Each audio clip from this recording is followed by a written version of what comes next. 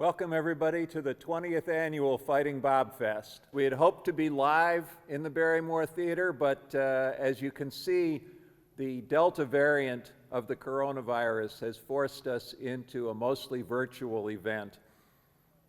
Delta is the Greek letter that symbolizes change, and it certainly has created a change in our plans this year. But still, Fighting Bob Fest goes on, and we're really pleased to bring you this wonderful lineup of speakers. By the way, these progressive face masks are available. If you'd like one for yourself, you can go to our website at progressive.org, and you can order one of these face masks along with some other progressive merchandise. And you can support the Progressive Magazine in many different ways, by subscribing, by donating, or just by reading. Our website, progressive.org, is updated daily with news stories, and our magazine comes out every other month, delivered to your home. I want to thank all the people that made this Fighting Bob Fest possible tonight. Certainly all of our speakers, a wonderful lineup that you'll be hearing from over the next hour or so. But also I want to thank the Barrymore Theater for opening their doors to us every year as they do to host this event. I want to thank Brian Alberth and Left Effect Media for filming this Fighting Bob Fest, this virtual Fighting Bob Fest yet again this year. And I want to thank all of you for watching and attending this year's 20th annual Fighting Bob Fest.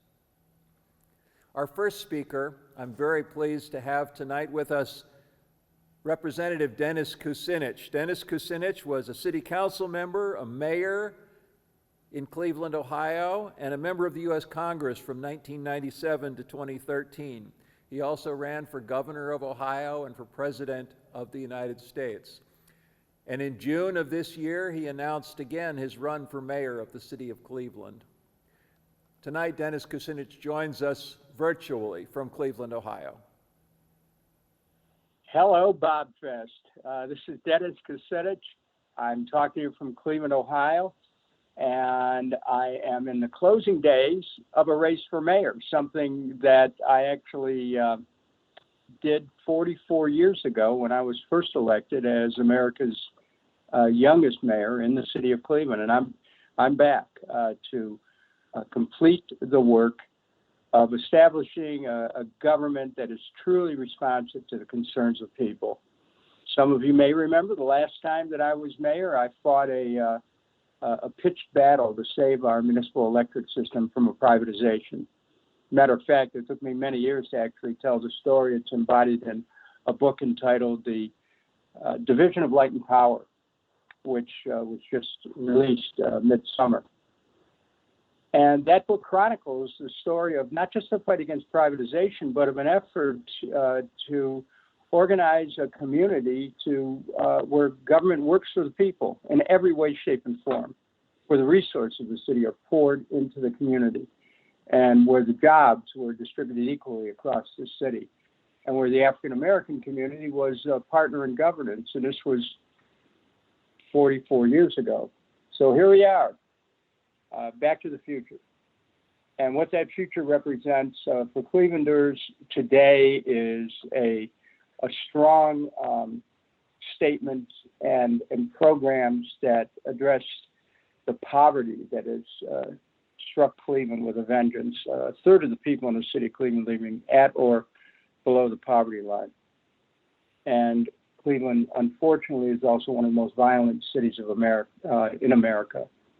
There's a lot of different thoughts about police reform, but just to get this out of the way, I'm not for defunding the police. I think that what we need to do is to retrain the police to be racially sensitive, culturally aware, constitutionally informed, and to create a transformation in the city with respect to law enforcement. I wanted to share with you how I intend to do that in Cleveland. Some of you may remember when I was in Congress, I proposed the creation of a cabinet-level Department of Peace. And the whole idea of that was to begin in national government a rethinking of the purpose of government, which unfortunately has been to wage violence all over the world, but to instead to wage nonviolence and to create programs that look at those things that are precursors of violence. Poverty, want, lack of access to food, to water, certain climate disruptions can cause that. Certainly, racism, corporate activities like in the Niger Delta years ago with respect to oil. There's a lot of things that can create violence on a national level, which, the progressive over the years has cataloged. But at a local level, which when I introduced legislation on July the 11th, 2001, 2 months before 9/11, on a local level, we talk about looking at the issues of gang violence, gun violence, racial violence, violence against gays, police community clashes. This was 20 years ago I was talking about this, and coming up with programs to structure an approach, and on a municipal level. I want in Cleveland, and this election, among other things, is about creating a civic peace department. I intend to make peace the central organizing proposition of the city of Cleveland if the people elect me mayor. And the way that I will do that is not just to create a department and another bureaucracy, but to have the work of every city department, law enforcement, be adjacent to or proximate to peace to the extent that it can create peaceful activities in a community. Health, link it to peace.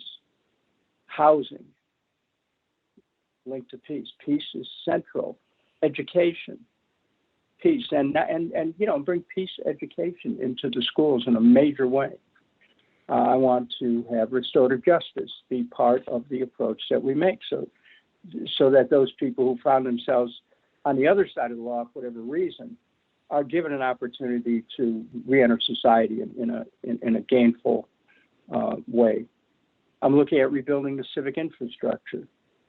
And so these ambitious plans really are the result of a career that began in 1967. I find it hard to believe myself that I've been at it this long, but I have like all of you, a dedication to the people, to the community that is not bounded by time. And so we move forward. There is an election in Cleveland. You don't get to do these things unless you get elected. And so I'm at this moment in the closing days of the primary campaign, which is on September the 14th. And if I make it past the primary, there's a runoff at the top two in the general election. But you'll be hearing a lot about this campaign. The website, by the way, is kucinich.com. You'll be hearing a lot about the campaign, not just because it'll be a return to City Hall 44 years later. And let me tell you, I'm in better shape now than I was then for a lot of reasons, one of which is being a vegan. But also because of the approaches that we're talking about, taking Cleveland in a whole new direction.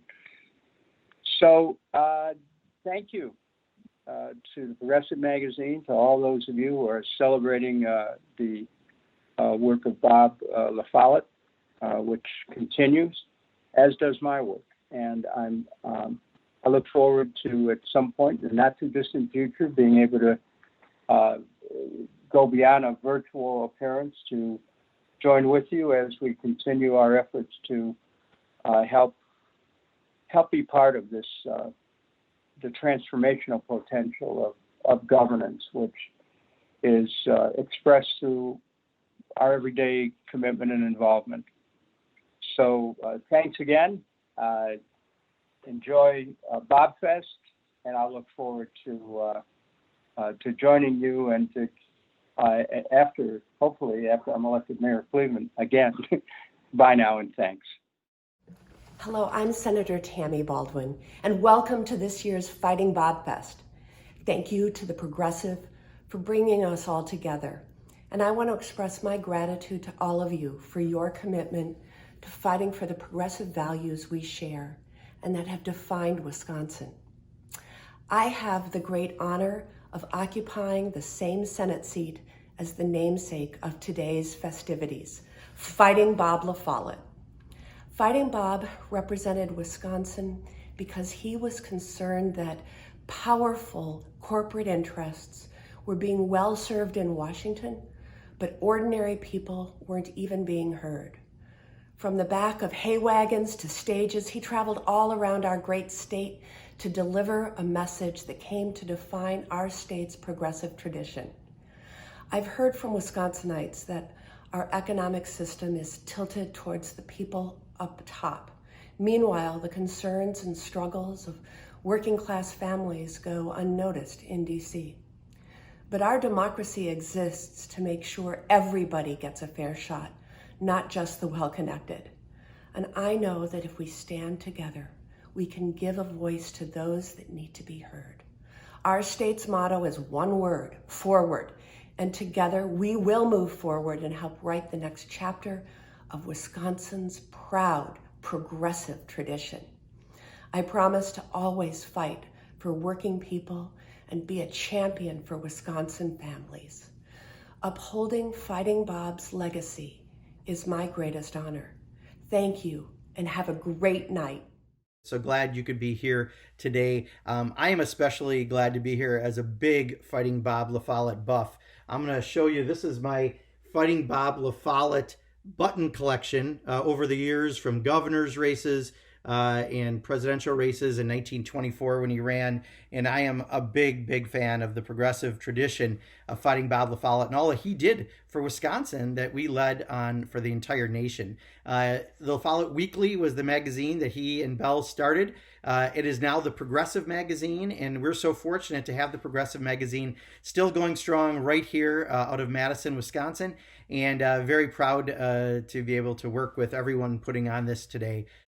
Hello, Fighting Bob Fest. I am Mandela Barnes, Lieutenant Governor, and I am so incredibly honored to be joining you all once again, this time for the 20th annual Fighting Bob Fest. Now, while virtual again this year, I am incredibly thankful to Progressive Magazine for being sure to take this pandemic seriously and hosting with the health and safety of everyone in mind, because we want to come back in full force next year. So I'm still excited to be able to celebrate with you all as we channel and reflect on the legacy of Fighting Bob La Follette. Now, we know that there are no shortage of issues in this state and in this country, especially marginalized communities. We know that voting rights continue to be threatened in epic proportions. Histories are being erased from our nation's education systems. Workers and unions still face constant threats, and there's a deadly pandemic that continues to rage throughout this country. And then there's the pandemic of systemic racism that continues to ravage communities of color. And then there's climate change that has wreaked havoc on our planet and so many of our communities all across the country. Now, we know to fight against this, we have to organize. And we have to fight for bold legislation. It can't just be about what we're against. It has to be about what we're for. And a few weeks ago, I was honored to speak in Washington, D.C., and a few other events commemorating the March on Washington and the need for us to advance the cause of voting rights. And just like the 1963 March on Washington, the march today was in solidarity towards a more just, fair, and equitable society, and the need for legislation like the For the People Act that would implement systemic changes, sweeping changes that would ensure that every voter can readily access the ballot box and have their voices heard. We also know that we have to protect the right to organize with the PRO Act, which is a landmark worker empowerment, civil rights, and economic stimulus piece of legislation. We know that here in Wisconsin, we also must have a bold, unapologetic, progressive agenda that doesn't just return to what we knew as normal, but in a way that paves the way for an inclusive, just, and equitable future where opportunity exists for everybody, where working people can join a union and earn at least $15 an hour, where quality health care is available to everyone, and also a secure retirement and other amenities and other perks that should come with employment. We know that families should also be able to stay together so that they can thrive. You know, most importantly, we need clean air, clean water to drink. We also have to continue to do the work to tear down systemic racism and achieve justice and equitable for all people. Now, while this may seem difficult, we've done it before. We've risen up in the face of unprecedented struggles, the ones that have threatened our progress in so many areas of life.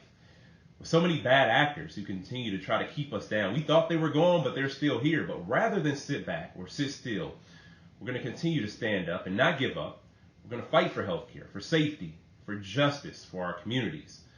So again, let's all channel the legacy of Fighting Bob LaFollette to continue to make our voices heard and our values felt for a more fair, a more just, and a more equitable state of Wisconsin. We know that a strong Wisconsin equals a strong United States of America. We've led. We have done this before. We've taken on the big challenges. We've done the bold things. We've made history before, and we're going to make history again. We're the first state to ratify the 19th Amendment, giving women the right to vote, the first state to declare the Fugitive Slave Act unconstitutional, first state that gave protections for LGBTQ citizens here in Wisconsin. And as we meet the emerging threats and challenges of today and of tomorrow, we'll respond in kind. But we know that the only way that we can win is if we do it together. If we build a broad coalition, then we go beyond building coalition and doing the work to build community. Because the work to build community is what lasts. People from all different backgrounds, all different walks of life. People who come together in the spirit of justice and the spirit of progress. I know that this is not a crowd that needs to be reminded of it, but in organizing, it means that we go beyond rooms like this. It means that we go beyond events like Fighting Bob Fest. It means that we leave the Zoom and we go out into the communities. We go out into the streets. We organize. We do the work of justice.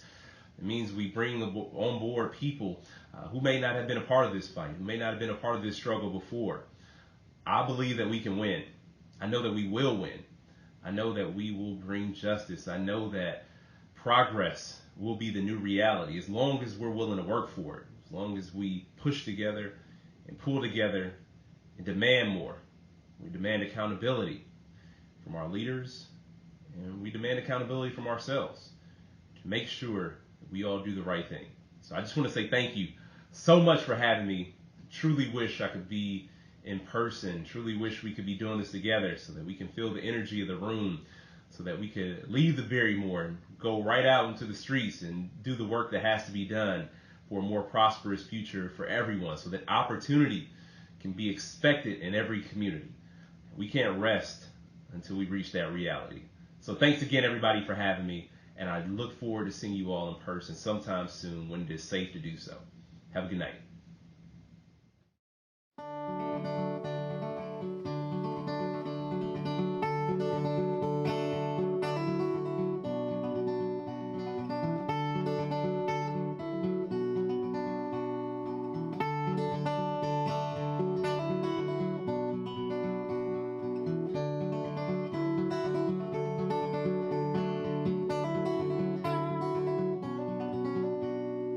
Out on Convent Street, broken window at my feet. All the broken homeless angels hold the night. Tell me where the hooks are at to unhang all their hats. Is the gambler's dharma hiding in plain sight? Gambler's dharma hiding in plain sight.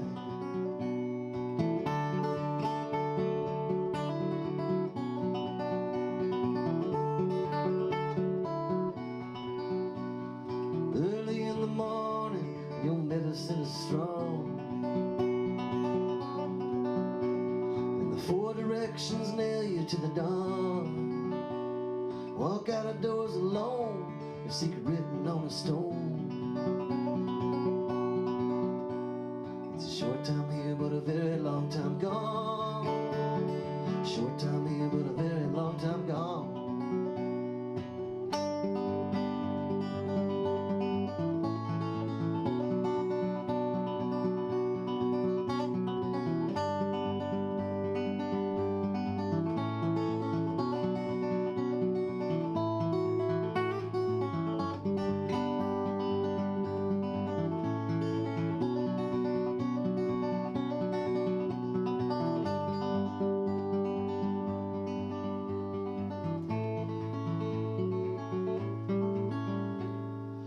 Swallows, as they say, they shake out homeward ways. All my relations come and kiss the dirt. One thing you must do, My heart knows this true.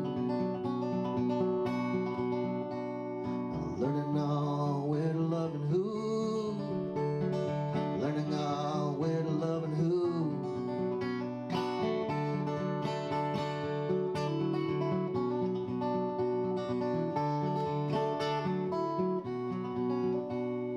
Concerning what may come, concerning what may go.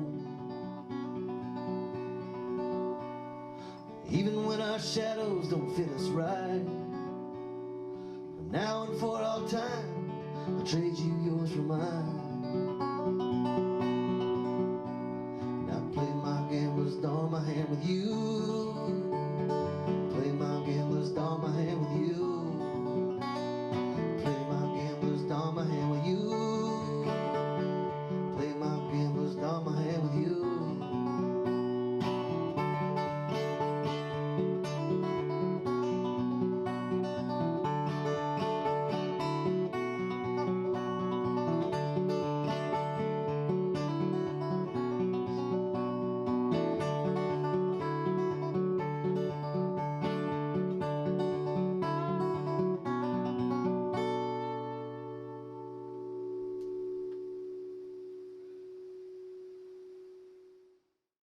Hi, everybody. I'm Laura Flanders of The Laura Flanders Show, where, as Jim Hightower taught me to say, the people who say it can't be done take a backseat to the people who are doing it.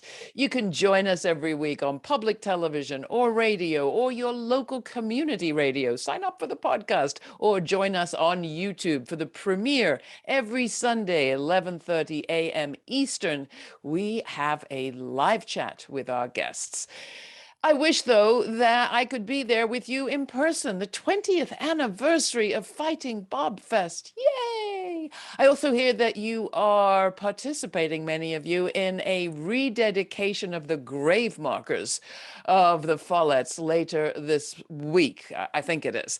I'd like to be there for that, too, because we need a little rededication. We also need perhaps to commune a little with Bob and Belle.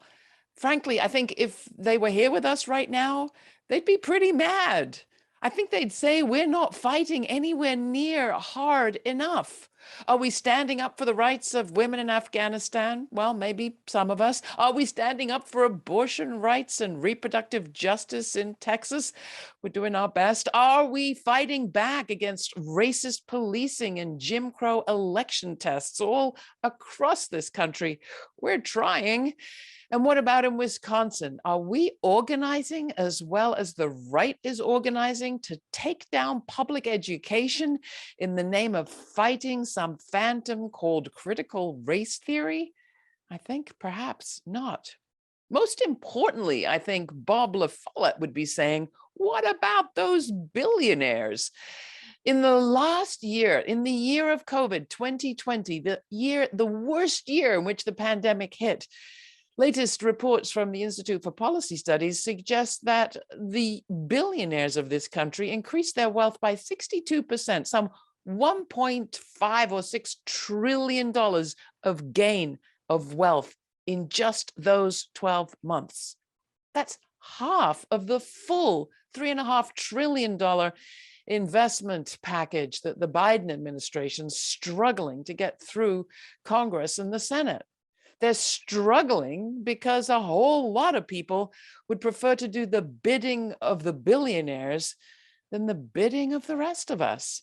And that was the argument that Bob La Follette and Belle were making over 100 years ago. We can't sit back and leave it to someone else, said Bob. I'm sure Belle put him up to it. We can't sit back and think that the change we need will come about from Washington. Voting once every few years is not enough. Now, I know that you know this, but Bob would remind us, as would Belle. Fighting Bob Fest should remind us that fighting has to continue. Maybe not in the streets, but in creative ways all the time, every place.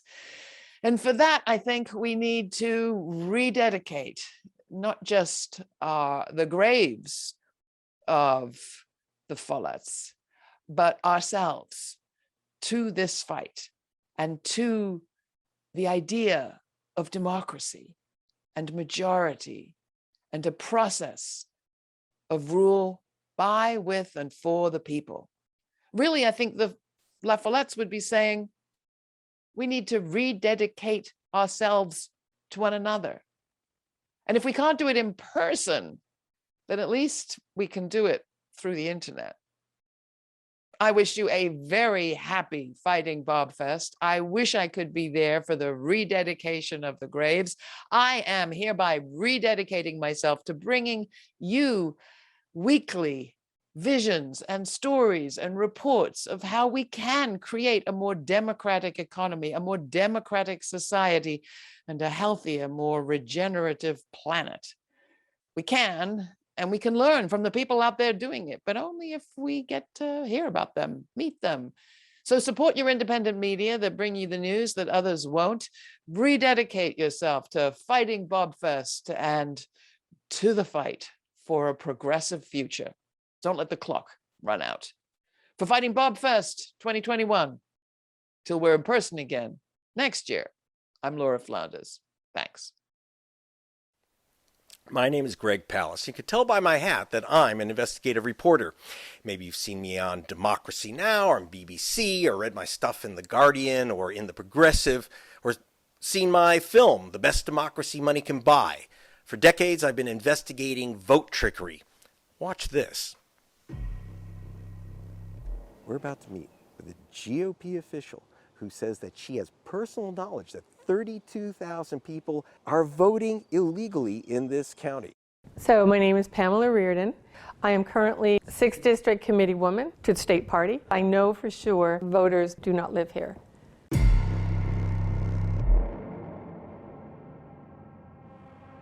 This year, Georgia's GOP-controlled legislature passed a new law saying you can challenge an unlimited number of voters. Do you know this woman? Do you recognize that woman? Not offhand. I don't. Okay, you never spoke to her? No. What about this guy and his wife on his honeymoon? Do you recognize that man? No. So you didn't call him, but you challenged his right to vote or have his ballot challenged. Sir, get out of my house. Okay, I will get out of your house. The challenge statute didn't ever contemplate someone coming to town and challenging hundreds of thousands of voters at one time. This, in our view, was an abuse of that statute. That doesn't mean that you get to print out reams and reams of Excel spreadsheets and just, levy a charge against thousands of people that you don't even know and get them, removed off the rolls. Imagine using the Ku Klux Klan Act of 1871. It gets real when you get arrested. It gets real. You heard of the Ku Klux Klan law of 1871? I'm from Canada. So you don't know the Ku Klux Klan law? I'm from Canada. Clearly you don't know Georgia law. He's a legal voter. I got my right to vote in '94. Okay, so I don't like people voting illegally. Get out of my house now. I shall get out of your house Before now. I throw you. And you are sure that this is your legal voting address? You are an asshole. Georgia, divided down the middle, and this civil war ain't over. This is Greg Palast in Georgia, reporting. All right, laugh at the goobers in Georgia, but Wisconsin is just as bad. Take a look at this, a report I did for Black Voters Matter. I discovered that in Wisconsin, right now, the state's purging 40,000 voters, almost everyone a black citizen in Milwaukee or students in Madison. I'd like to tell you about the Wisconsin vote game, but right now I'm concerned about suppression of other voters, including Fawad Andarabi. Fawad was a popular singer in Afghanistan. Taliban don't like pop singing. So Fawad invited them to his home outside Kabul and fed them a respectful luncheon, and then they took him out and shot him in the head. The same day I heard of Fawad's execution, I got an email from a progressive women's organization to join via Zoom in a so-called celebration of the end of the forever war in Afghanistan. I told you I'm an investigative reporter, and facts matter to me. And here are the facts. Do you know how many U.S. soldiers have died in Afghanistan in the last year? Exactly 0. No American soldiers lost a fingernail. U.S. soldiers in combat, the crazy night raids, That ended years ago. Still, Donald Trump called it the forever war. And believe it or not, Trump got the facts wrong. And just because Trump's lie is spit out of Joe Biden's mouth doesn't make it the truth. Look, we had only 3,000 troops in Afghanistan. But our tiny commitment, the threat of our power, kept the Taliban fascists out of Kabul. And it was enough to allow the number of girls in schools to rise by 330%, enough to protect the 100,000 women who, until this week, were enrolled in Afghani universities. Now in Herat, all the girls' schools are closed, and 3 women were gunned down for vaccinating children. Now, in that virtual celebration of the end of the so-called forever war, there wasn't one Afghani woman on the Zoom celebration. So you'll excuse me if I don't join in the celebration either. Thank you.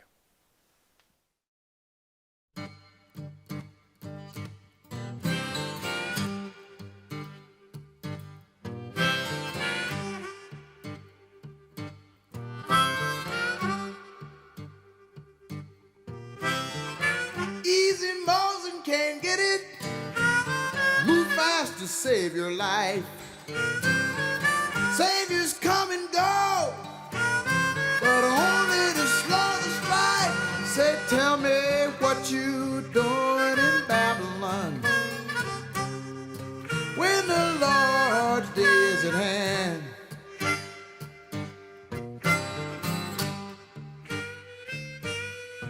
When the judgment awakens the beast, even the just won't have a place to stand.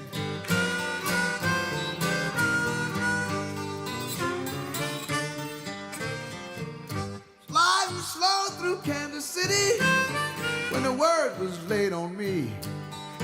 Got a message from the Father, I just could not let it be. He said, Sparky, tell me what you doing in Babylon when the Lord's day is at hand.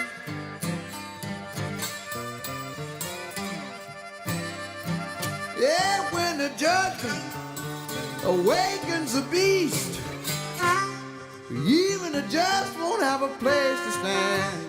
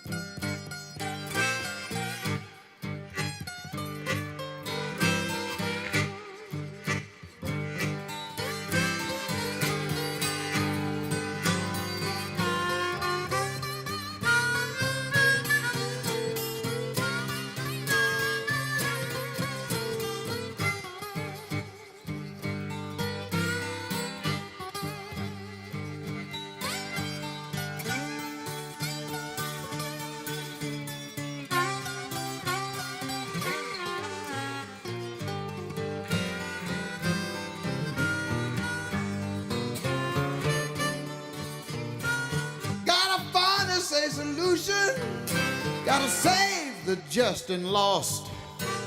Send a message down to the people. No matter what the cost, tell them, say, what you doing in Babylon?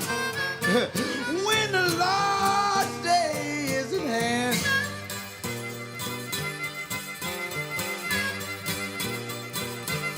When the judgment awakens up the hill, even the just won't have a place to stand.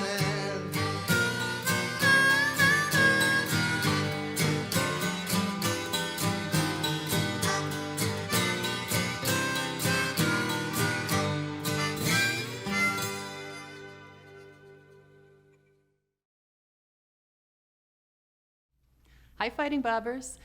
I am Ruth Conniff, editor-at-large of the Progressive Magazine and editor-in-chief of the Wisconsin Examiner. I'm sitting in our offices now a few steps from the Capitol. We are the state's newest and largest Capitol News Bureau, and we are dedicated to digging up the truth in the Badger State. We're part of a network of nonprofit news sites online created by State's Newsroom, which is opening Capitol bureaus like these all over the country to fill the gap as other outlets shut down and cut back. Some of the highlights of our first 2 years of existence, recent highlights, include Isaiah Holmes' report about the new bill that you probably haven't heard of that increases police access to your cell phone data. Isaiah has also done groundbreaking reports on community struggles against over-policing and police violence all over the state that you won't see anywhere else. Eric Gunn has done groundbreaking labor reporting, including a recent scoop on Governor Scott Walker's Act 10 and why it does not limit UW Healthcare's ability to bargain collectively with its nurses. Henry Redmond has done rural reports and stories on small towns and small courtrooms all over the state, including he's been following closely our Natural Resources Board chair's refusal to step down after his term expired, even though his replacement has been named by the governor. And of course, Melanie Conklin, with her inimitable inside information from the Capitol, is giving you everyday reports on what's going on with the legislature, including Speaker Robin Voss's failure to unite his base around his sucking up to Donald Trump and his ridiculous election audit. In spite of those efforts, the base continues to be fractured. So whether it's the scoops that we've done on redistricting and the effort to draw new maps after the 2020 census, where the Republicans are trying to hang on to their gerrymandered map and keep themselves in power, or the power grab from Democratic Governor Tony Evers, whether it's public schools, battles over state funding and COVID rules, or PFAS contamination, or climate change, we are digging up the truth in the Badger State and giving you information. As Fighting Bob LaFollette said, the people need a champion against the power of big money and its corrupting influence in politics. And the only way that we can really fight back against that influence is if we have an informed public. Fighting Bobfest is part of that, the Progressive Magazine is part of that, and the Examiner is part of it. So check us out online, get our free email newsletter in your inbox every day, and join us, connect with us, and have a great fest. Thanks. Thank you, Ed Garvey. He was actually polite in the introduction. That was astonishing. Hello, Wisconsin. Good to be with you. What a joy. It just makes me happier than a red robin to come bobbing along here to Baraboo, Wisconsin for the annual Bobfest blowout. And of course, I do come to you from Texas, no longer the state of Texas, though. Thanks to our Republican governor, who, by the way, puts the goober in gubernatorial. We are now the secessionist Republic of Republican Ridiculousness, or Absurdistan, as we call it, down home. Thank you. Thank you. Joy to be back at the Baraboo with the Barrymore, with you madcap Madisonians, as we gather on the eve of another Baraboo Babalooza. Now, as Ed indicates, in its 9th year, I mean a decade of down and dirty democracy building. Thank you. Thank you so much. Thank you. Ed Garvey. What a joy. Hello, Wisconsin. Wow. Yeah. Ed Garvey, by God, he's a little bit Irish. Have you noticed? If Ed was on the street and there was free ice cream over here, on this side of the street, and there was a fight going on over here. Ed would cross the street and say, "Is this a private fight or can anybody get in?" That's the attitude that I like. Well, it's a joy to be back with all you good folks at the Barrymore, you feisty Bobfesters who get fired up for the 10th annual Bobapalooza that we're going to have tomorrow. Thank you. Thank you so much. What a joy, what a happy night. I mean, to kick it off like this. So it's great to be back here at Bobfest. Hello, Bobfesters. Just a pluperfect joy for me to be back with you Garvey Eastas, you wild-ass Scott Walker butt kickers, for another Bobapalooza and a full day of edification at the hands of our man Ed Garvey here, putting on the best political party in America right here in Madison, Wisconsin. You know, there's an old cowboy saying out in West Texas, "Speak the truth, but ride a fast horse." And the truth is, of course, that our government has become a wholly owned subsidiary of Wall Street and the corporate elite, who are openly supplanting our democracy with their kleptocracy, a government of thieves, of, by, and for the bankers and bosses, the big shots, bastards, and bullshitters who think that they are entitled to run roughshod over we the people. We need your feisty spirit, your hard facts and hard truths, your democratic principles and citizen action more than ever before, because there are powerful forces of plutocracy, autocracy, theocracy, and kleptocracy loose on our land, out to change America itself, change the very idea of America as a unique society trying to reach toward egalitarianism and the common good. You know, Benjamin Franklin at the start wrote that the destiny of America is not power, but light. Light. And the light he meant was the light of those values of economic fairness, social justice, equal opportunity for all people. That's the light of America. They're trying to steal our America from us. They're trying to steal those ideals of economic fairness, social justice, equal opportunity for all people. That's what they're taking from us. That's what's at stake. That's why you are so important. I'll leave you with this. Intensify your effort. In the words of Louis Grizzard, the late great Southern humorist, he pointed out something that we in the South have always known to be true, and that's that there's a great big difference between being naked and being naked. Being naked means you have no clothes on, but being naked, that means you have no clothes on and you are up to something. So let's all get naked together. Thank you very much. Glad to be with you. Thanks to Bobfest. We've got to make this happen. Thank you for your support. Thank you for Bobfest's feistiness. Thank you for standing up and speaking out. Thank you for daring to take on the powers that be on behalf of the powers that ought to be. You're an inspiration to all of us across this country who give a damn about this country and about this democracy. Do your part. Thank you so much. See you tomorrow at Fighting Bobfest.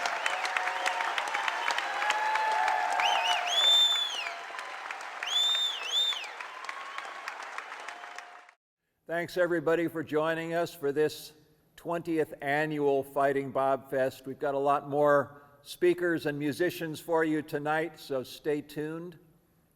Also, I want to tell you that the Progressive Magazine, which is sponsoring this event, is always available to you online at progressive.org, with daily stories being put up on the website, and also a bi-monthly print magazine. You can subscribe by going to progressive.org/subscribe, and you can also donate to support this work at progressive.org/donate. Please support us and help us keep bringing you this important news and information. Our next speaker is Bill Leaders, the editor of the Progressive Magazine. Well, thank you all for being here, however remotely. I so look forward to the time when we can come together again in person in this lovely theater with its awesome sound system and reaffirm our commitment to progressive change. You know, it's common to say that the last year and a half has been difficult. There's no denying that. But for those of us at the Progressive, it has also been a reminder of the importance of our work. From the early days of the pandemic on, we've felt a sense of urgency about what we do. We were and still are doing everything we can to cover what is happening with COVID-19, with the rise of the radical right, with the Black Lives Matter movement, with calls to reform our criminal justice system, with our coverage of the ravages and challenges of climate change, with our nationally recognized reporting on immigration, with the battle to defend truth against lies. Every day, we do what we do in the hope and the belief that we can make things a little better, by shining a light on what's going on, by giving voice to the voiceless, by providing a forum for reporters and commentators who have important things to say, by calling positive attention to innovative approaches like guaranteed income programs and worker co-ops and community schools. Besides producing a monthly magazine, a bi-monthly magazine, and maintaining a website with new stories each day, our small operation, just 6 full-time people, run 2 projects. The first is called Public Schools Advocate, where we have built a network of teachers and other education experts all around the country to write about threats to our public school system. I truly believe that we helped the previous Secretary of Education, Betsy DeVos, be as unsuccessful as she was. We have also, for nearly 30 years, run a project that's now called Progressive Perspectives, where about 3 times a week we make available to hundreds of newspapers across the country op-eds on various subjects of progressive concern. Each year, millions of people read the work being produced by a diverse group of contributors.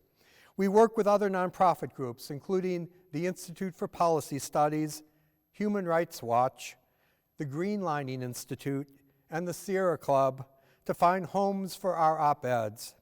We also work with people who just happen to hear about us or who have attended one of the dozens of workshops we put on around the country. I remind you again, we are a very small group. Just me, Norm Stockwell, who deserves primary credit for putting together this event tonight. Our web editor, Cassidy Turala, associate editor, Emilio Lianza, office manager, Elizabeth Miller, development director, Daniel Libby, together with our art director, Kirsten Dine, a couple of fact-checkers, Diana Cook and Catherine Cronin, and some able interns, currently including Nora Kathleen Berryhill. I'm proud of the Progressive, proud of the work that we have done with such limited resources. I think we do make a difference in the way that our founder, Fighting Bob La Follette, intended. As he expressed it in his autobiography, democracy is a life and involves continual struggle. It is only as those of every generation who love democracy resist with all their might the encroachments of its enemies that the ideals of representative government can even be nearly approximated. Thank you for joining Fighting Bob Fest. The Progressive appreciates your support. Tell everybody you know to subscribe. Together, we can change the world. Thank you. Hello, Fighting Bob Fest. It is so good to be here today. I want to start by thanking the organizers who made today's event possible as we are celebrating 20 years of this important forum. But I also want to take an opportunity to thank the Progressive Magazine, not only for their work to make today's event, but for what they do every single day in uplifting important progressive values, progressive ideas, and progressive voices. You know, one of the reasons I'm actually standing here today as Wisconsin State Treasurer is because of the Progressive Magazine. They have this program called the Media Project that provides progressive leaders with tools on how to write op-eds. And for me, I really wanted to save the state treasurer's office. I was worried that this important office was under attack. And after finishing their workshop, I published an op-ed that was published across the state, and I am proud to say that together, we stopped Scott Walker's power grab. And that's what this is about. It's about doing what's right for our state and for working people. You know, you look at Fighting Bob La Follette. What did his legacy was the Wisconsin idea. The idea that brought together our University of Wisconsin leaders with politicians and policymakers to tackle some of our toughest challenges and generate change. Case in point, Social Security. Professors Whitty from the university and Professor Commons are the ones that architected Social Security and unemployment insurance. The university, in bringing together policymakers, were the ones that created workmen's compensation. They said enough of taking advantage of working people, and let's hold corporations responsible. Because that's what we do here in Wisconsin. It's not just about talking about progressive ideas, it's about implementing progressive ideas. But look, let's be honest. The past 10 years, our progressive values have been under attack with the conservatives here in our state. You know, we just saw most recently Robin Vos and the GOP literally turned down an opportunity that would have provided health care for low-income Wisconsinites. Over 90,000 Wisconsinites would have had access to health care, and literally our state would have gotten over $1 billion in money to help us address our health care crisis. But instead, the Republicans said no and are spending our tax dollars trying to illegitimize an election that we have proven over and over again is truly the voice of the people. And then you go look at Congress, and Ron Johnson is using his pedestal to not only peddle junk science, he's denying climate change, and literally he's empowering the January 6th insurrectionists by saying it was a peaceful protest. And when literally millions of Wisconsinites were struggling at the height of the pandemic, Ron Johnson said, I'm not going to help them. He voted against any sort of relief that would have helped by $1,400 checks in people's pockets, help small businesses, and expand the vaccination program. So, look, we are here today celebrating our progressive history, but we've got to stop what the conservatives have been doing to that state. And how do we do that? Well, for starters, let's look at what Fighting Bob La Follette always told us. If you see something wrong, you got to change it. And I will tell you, as a fifth-generation Wisconsinite and as the daughter of 2 public school teachers, that is something my parents also instilled at me at a very early age, is that when you see something wrong, you've got to stand up and you've got to do something about it. As my dad always said, the way that government should work is sometimes you need a hand and sometimes you lend a hand. And look, I've been trying to fight for what's right. Whether it is trying to when we saved the state treasurer's office when literally Scott Walker was putting this awful power grab on our state, to one of the first things that I did when I was elected was overturn a Republican gag order where we couldn't even talk about climate change. And most recently, when the Republican legislature decided not to meet for 300 days in the middle of a pandemic when people were hurting, I stepped up and started a foreclosure prevention fund. I literally helped finance 180 projects across this state and gave money to our public schools so they could buy hotspots and e-learning books. But I don't need to tell folks here at the Fighting Bob Fest about the importance of fighting because we know it. But I just want to emphasize, now more than ever, it is all hands on deck. We've seen most recently whether it is the law that is coming out of Texas with the attack on women's reproductive rights, to looking what is happening in Georgia, attacking on voting rights, to what's happening in Arizona, where they're trying to illegitimize an election that the people made clear in that state. So how do we start doing things like that? Well, we've got to first make sure we get rid of the filibuster, because that's what's making sure, the voice of the people matter. And that is putting a stop on that. The other thing is we have to elect progressives literally from top to bottom, whether that's for county clerk, to our justices, to even U.S. Senate. We know this 2022 election is going to be incredibly important. It's going to be here before we know it. So we've got to start now. We've got to organize, and I know everybody here together we can get back to our progressive tradition and keep fighting. So thanks for being here, and I look forward to fighting alongside with you.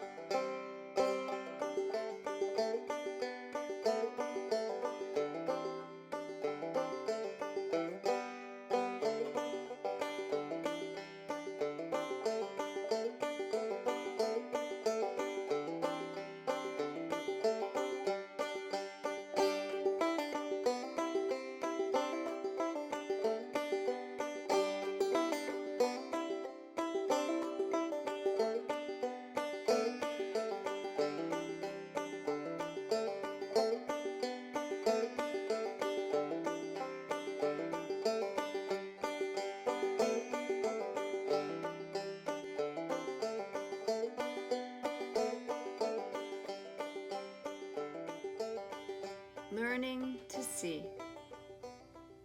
To say that I did not grow up under the legacy of the La Follette name would be absurd. These two-dimensional heirlooms captured ghosts in elaborate frames. They clung precariously to the stairwell wall. I used to take them down very carefully to compare facial structures, try on old-fashioned hairdos, and make up backstories. These stories were stemmed and manipulated from spied-on snippets of adult conversations gathered from hiding underneath a dining room table. We're all made up of the stories around us. I am my mother's, my grandmother's, and my great-grandmother's daughter, and so are you. Humans weave our own history by the stories we tell, the symbols we hold, and the traditions we pass on. It's through these stories, symbols, and traditions that we gain the innate ability to hold hands through time. So what elders' hands are you holding on to? I hold close to the story of Belle's learning to see.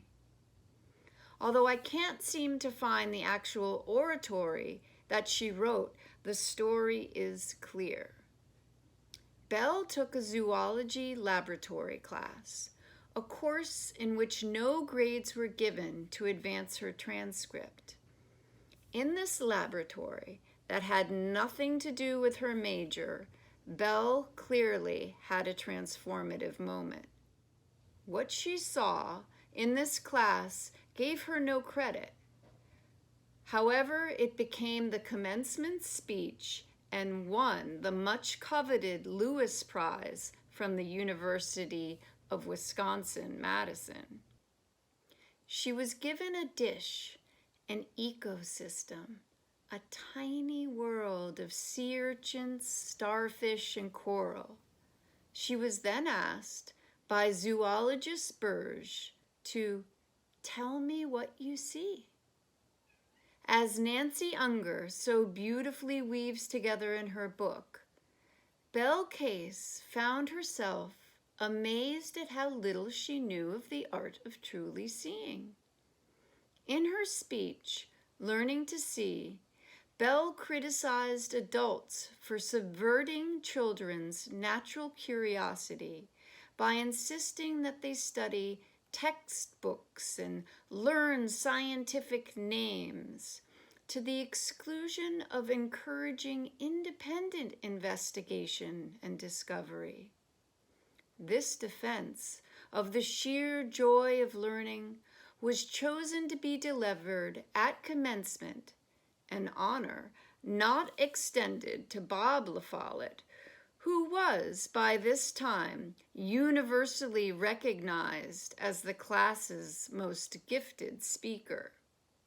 I, like my grandfather and my great-grandfather, am no natural academic. I am much more of the trickster role. You can find me climbing a tree or dreaming up some mischief with the salamanders by the stream. This tomboy married a feminist. I have the privilege to dream because of Belle's work. And in turn, Belle had the privilege of education because of her grandmother's work.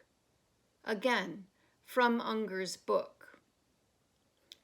Lucetta, born in New York, 1808, would later tell her beloved granddaughter that as a child she traveled with her family by an ox-drawn wagon from Vermont. With no chance of a formal education, she studied the Bible and devoted herself to developing the many skills necessary to lead the virtually self-sustaining life of a pioneer, far from doctors, stores, and other conveniences. Lucetta washed and dried her family clothing, all of which she made from scratch. She spun raw cotton or wool into yarn, wove the yarn colored with homemade vegetable dyes into fabric, then cut and sewed it into garments.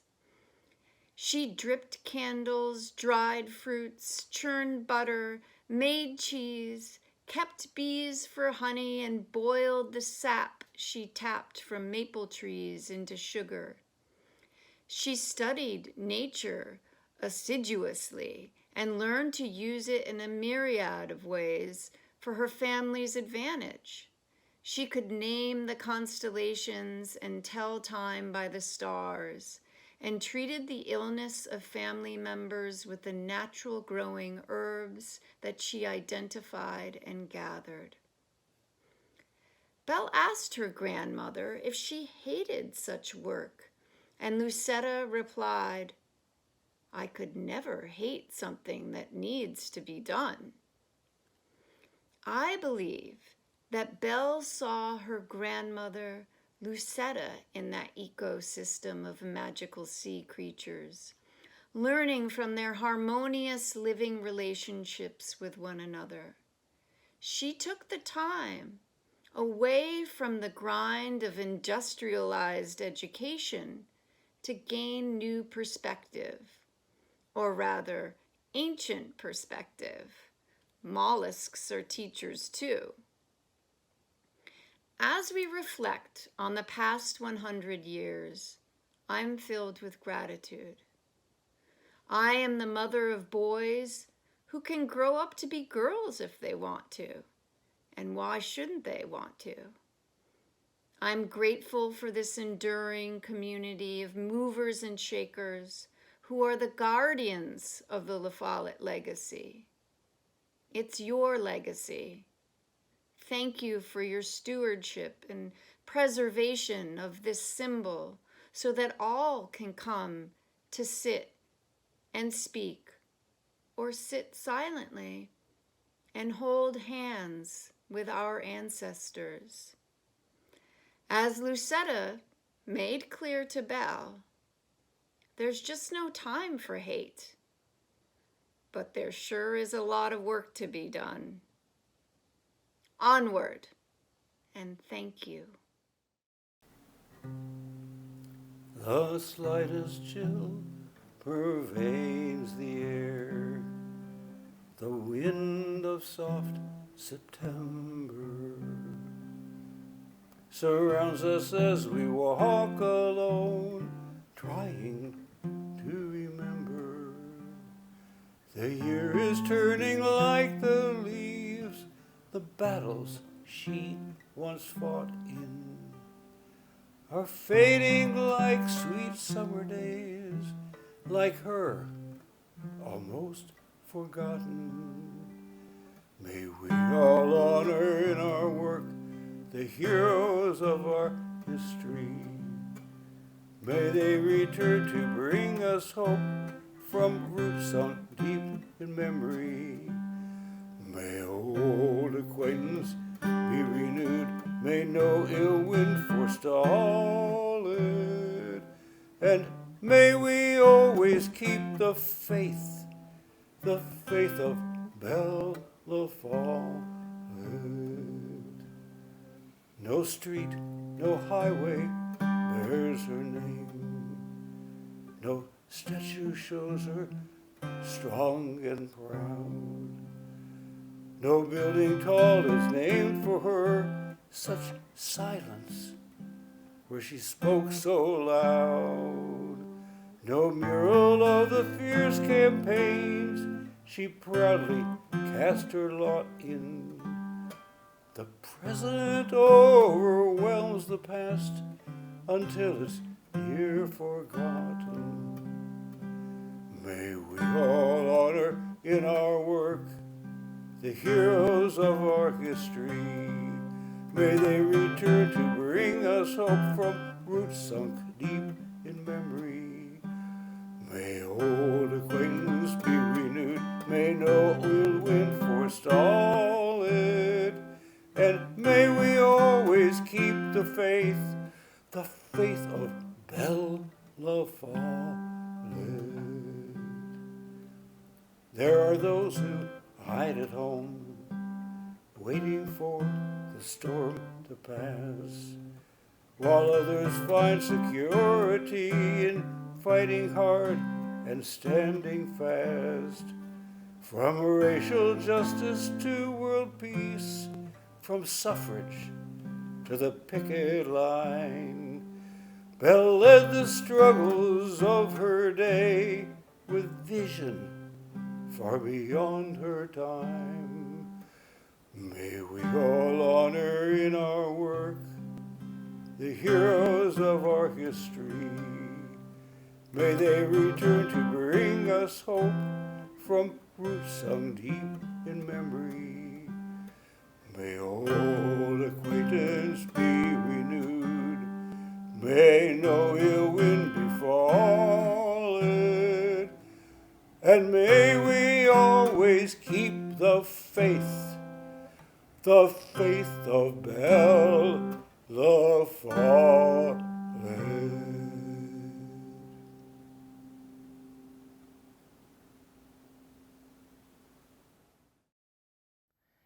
Brothers and sisters, I'm sorry that I can't be with you tonight, but I will be with you on Saturday morning when we gather at the cemetery to dedicate the grave of Robert M. La Follette once more, and that of Belle LaFollette, and to remember the progressive movement that gave life to so much of what is great about Wisconsin. We gather here today to remember Bobfest itself, and to remember La Follette, to remember that Robert M. La Follette taught us more than 100 years ago that dissent in a time of war is not merely your right, it is your duty. And La Follette taught us that lesson on the eve of World War I, a war so disastrous that it begat a Second World War barely 20 years after it was done. Those of us who forged the first Fighting Bobfest 20 years ago did so in a time when another war was being anticipated, indeed when another war was being launched. In the aftermath of 9/11, there was a great pressure to respond to that terrible attack with militarism, with new wars, new invasions, new occupations. But there was a handful of people who recognized that that was the wrong course. They said it at the time. They warned us of what would happen. Barbara Lee alone voted against authorizing the use of military force for endless, forever wars. Around the same time, just weeks later, Russ Feingold, the senator from Wisconsin, an heir to the La Follette tradition, voted alone in the United States Senate against the Patriot Act and the repression that extended from a moment of endless war, forever wars, permission for presidents and vice presidents to do as they chose. And here in Wisconsin, Ed Garvey and a handful of allies came together and said, we need to rally. We need to unite a mass of people in opposition to this rush to war, to this rush to repression. The first Fighting Bob Fest was founded in that spirit and in that sensibility. And the bottom line that people must remember today is that those who gathered 20 years ago for the first Fighting Bob Fest were right. They were absolutely right. Now, the first Fighting Bob Fest, actually, this is the 20th. The first Fighting Bob Fest was held in 2002, and it was held in the aftermath of 9/11, in the aftermath of Barbara Lee's vote, in the aftermath of Russ Feingold's vote, but on the eve of the votes that would lead us into the war in Iraq. And that first Fighting Bob Fest was an anti-war gathering. People talked about the threat that was being posed. They talked about the danger that was surfacing. They got to the heart of the matter. And the fact is that by and large, those of us who were right were dismissed. We weren't given the platforms to speak to the whole of the country. Overwhelmingly, our media erred on the side of those who wanted to go to war, of those who wanted to practice a new repression.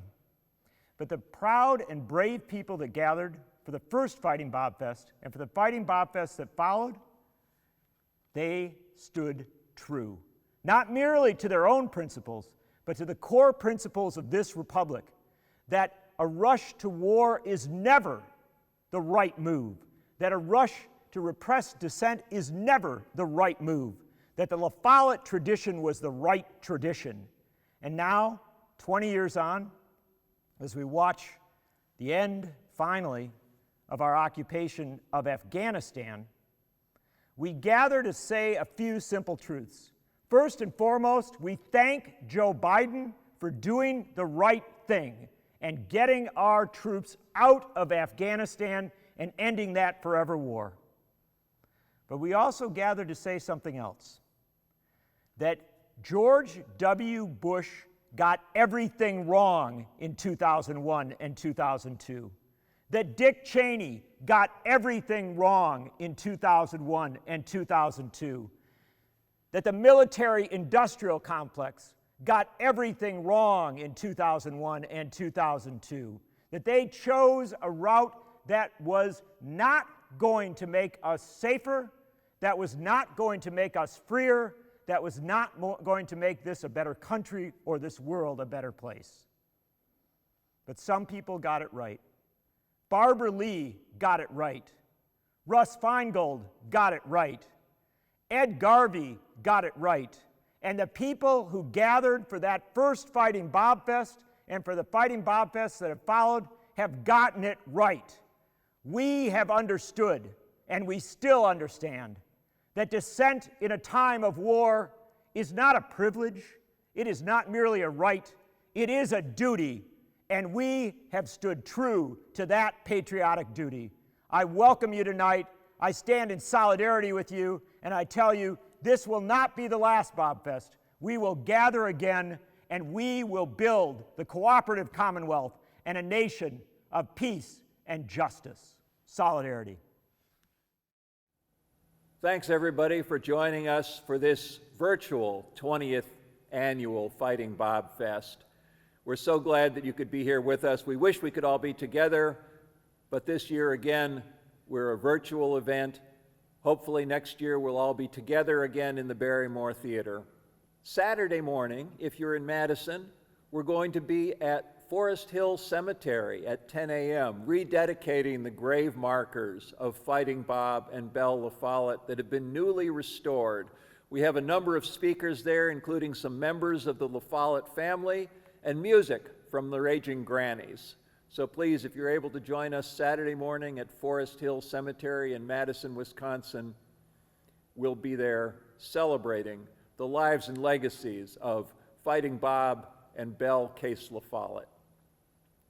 I want to thank all of our speakers tonight and the musicians who donated their time. I want to thank the Barrymore Theater for opening their doors to us to record and produce this virtual event this year. Thanks to Brian Alberth and Left Effect Media for filming this, and thanks to you for attending virtually. You can always check out the Progressive Magazine online at progressive.org. And please subscribe and donate to The Progressive to help us keep bringing you the voices of progressive activists around the country, working to create change, working for peace and justice and a better world. Thank you all so much.